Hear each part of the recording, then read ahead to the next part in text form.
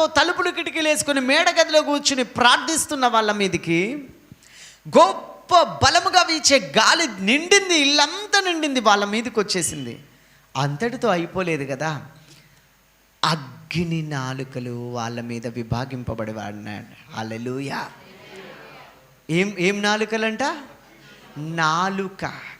ఆ అగ్ని నాలుక వాళ్ళ మీదికి రాగానే ఈ నాలుక ఆ అగ్ని నాలుక కంట్రోల్లోకి వెళ్ళిపోయిందంట. హల్లెలూయా. యేసెవరో నాకు తెలియదని పలికిన ఆయన, మీరు సిలువ వేసినట్టు ఈ యేసునే దేవుడు ప్రభువుగాను రక్షకుడుగాను లేపి ఉన్నాడు. హల్లెలూయా. మరణము ఆయనను బంధించి ఉంచుట అసాధ్యం. మరణ వేదనను తొలగించి దేవుడు ఆయనను లేపినాడు. ఆయన సజీవుడు. ఈ నామముననే రక్షణ. మీరు మారు మనసు పొంది పాప క్షమాపణ నిమిత్తము నజరేయుడైన యేసుక్రీస్తు నామములో బాప్తిస్మం పొందండి, అప్పుడు మీరు పరిశుద్ధాత్మనే వరం పొందుతారని పలికే ఆ నాలుక వరద తెలుసా?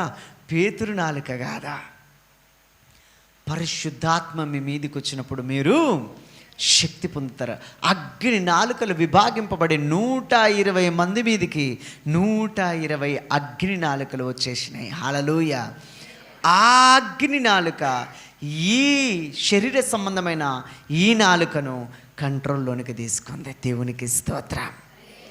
నీ నాలుక ఎప్పుడైతే అగ్ని నాలుక కంట్రోల్లోనికి వెళ్తుందో, నీ ప్రాణాత్మ శరీరాలు ఎప్పుడైతే పరిశుద్ధాత్మ కంట్రోల్లోనికి వెళ్తాయో, నీ దేహం ఎప్పుడైతే ఆత్మచేత శరీర క్రియలను చంపి నీ దేహము దేవుని ఆత్మ నివసించే దేవాలయంగా మారుతుందో, ఈ లోకములో క్రీస్తుని నువ్వు ప్రత్యక్షపరచగలిగే ఒక మహిమను మోసే మందసముగా నువ్వు మార్చబడగలుగుతావు.